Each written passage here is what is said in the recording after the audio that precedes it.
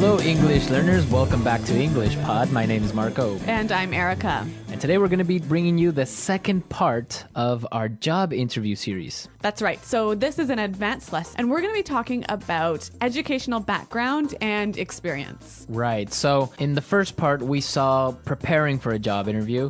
Now we are at the job interview, and we're just going to be talking about your educational background and your job experience. That's right. And the language we're going to learn is going to focus mostly on these two areas.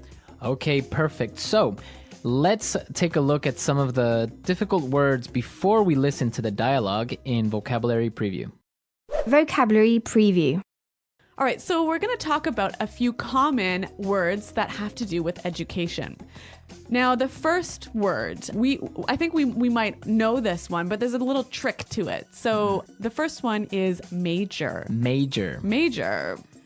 So, yeah, I guess everyone knows what a major is, right? Yeah, it's the main subject that you study in university. Right, so you can study business as a major or... history. Exactly. Yeah. So, but you can also use it as a verb, right? That's right. I majored in history. Majored in. So usually it's followed by the preposition in. Yes, always, in fact. Okay. When used as a verb, I majored in science. I majored in business. Yes. Okay, so you can say my major is business administration or history, or you can say I majored in business. Yeah, and the same pattern applies to minor. Okay, so minor, this is really interesting because this is more common in English-speaking countries, right? That's right. So what exactly is a minor? Well, just like your major, but smaller. Okay.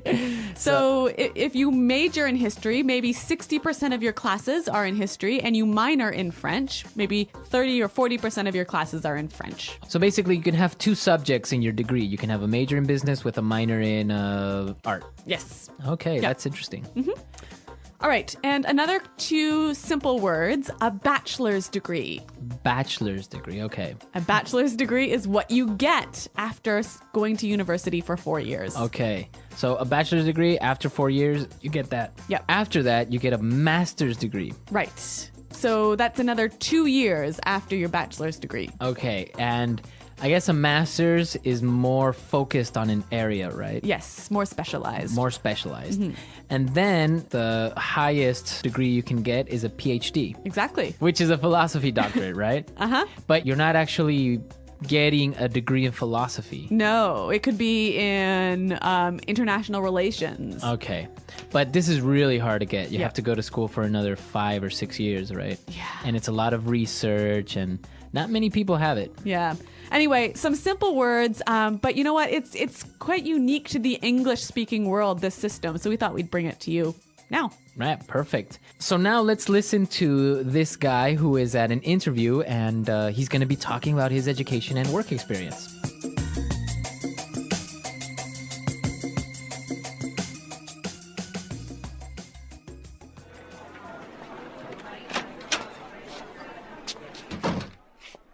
Thanks for coming in today. Did you have any trouble finding us? Please, take a seat. Thank you. So, let's get started. Tell me a bit about your educational background. Sure. Well, I graduated with honors from Chesterton University with a major in business administration, with a specialization in information management, and I minored in psychology. I chose this course of study for two reasons. I wanted to gain some practical, marketable skills, which the information management track provided, and I also feel that the interpersonal skills are essential for professional success, hence the minor in psychology. Interesting. And your postgraduate studies? Well, I am really passionate about consumer behavior, so I pursued a master's in that area. I also strive to keep my professional skills current, so I continuously attend seminars and conferences related to management and customer service. Very good. Now, tell me a little bit about your work experience. I see here that you previously worked at Oracle. Yeah, I worked as their customer support manager, which brought me a breadth of experience in both client care and process management. I supervised and coordinated the customer support team as well as implemented new strategies to achieve better customer satisfaction. Interesting. Yes, in this position, I was able to make some pretty significant contributions to the overall success of the company. With the different initiatives that we implemented, we lowered our churn rate to about 5%, which had a direct impact on revenue.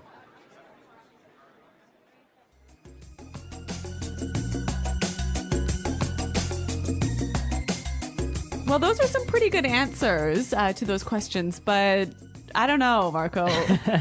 There was a little awkward moment. I don't know if you guys heard it.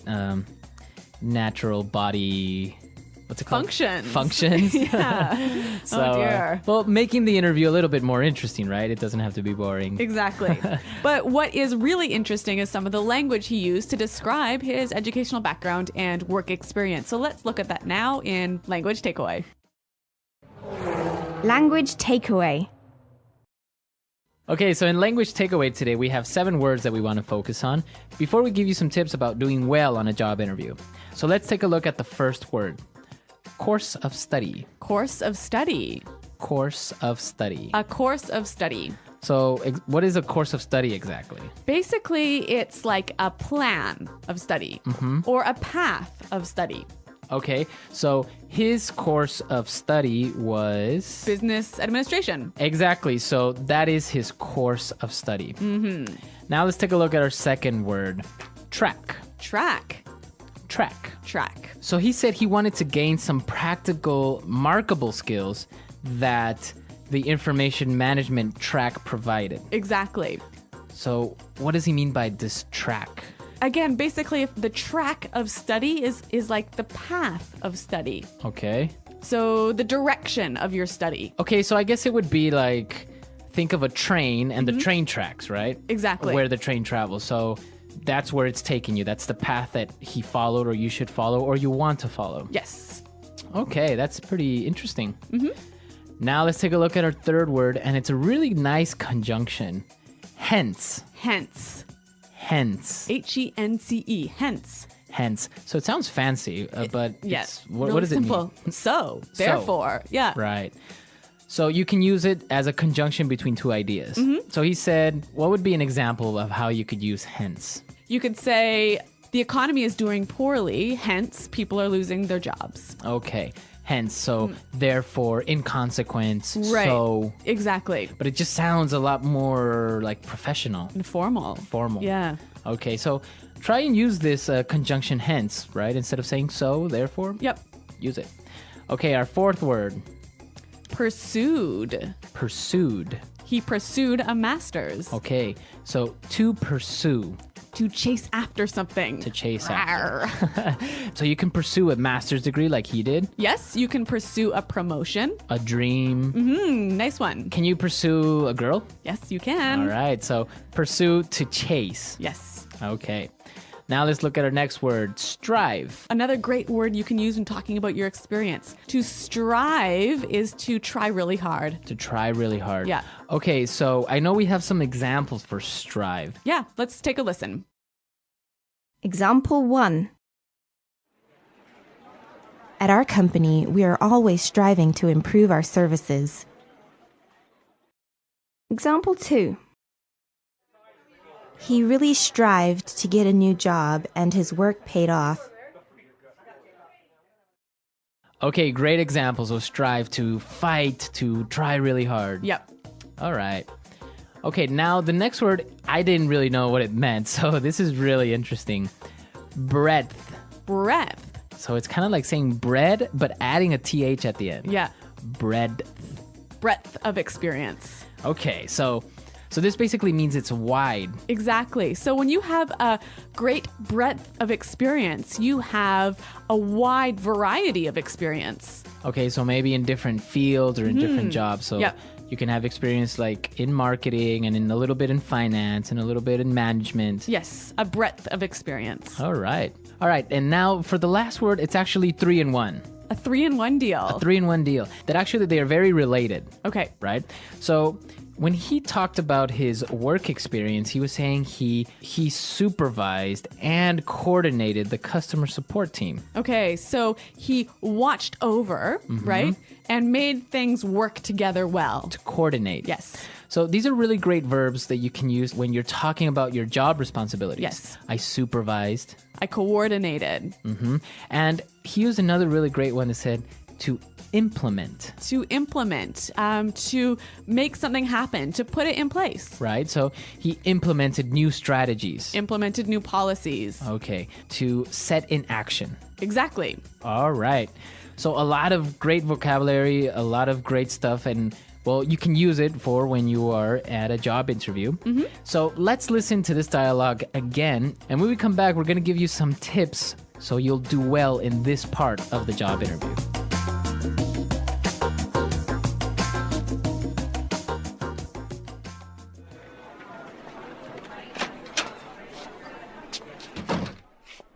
Thanks for coming in today. Did you have any trouble finding us? Please, take a seat. Thank you. So, let's get started. Tell me a bit about your educational background.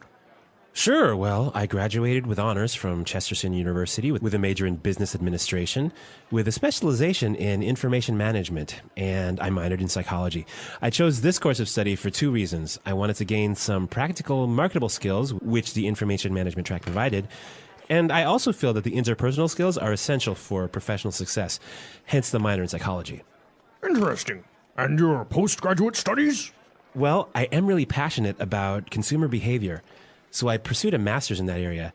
I also strive to keep my professional skills current, so I continuously attend seminars and conferences related to management and customer service. Very good. Now, tell me a little bit about your work experience. I see here that you previously worked at Oracle. Yeah, I worked as their customer support manager, which brought me a breadth of experience in both client care and process management. I supervised and coordinated the customer support team as well as implemented new strategies to achieve better customer satisfaction. Interesting. Yes, in this position, I was able to make some pretty significant contributions to the overall success of the company. With the different initiatives that we implemented, we lowered our churn rate to about 5%, which had a direct impact on revenue.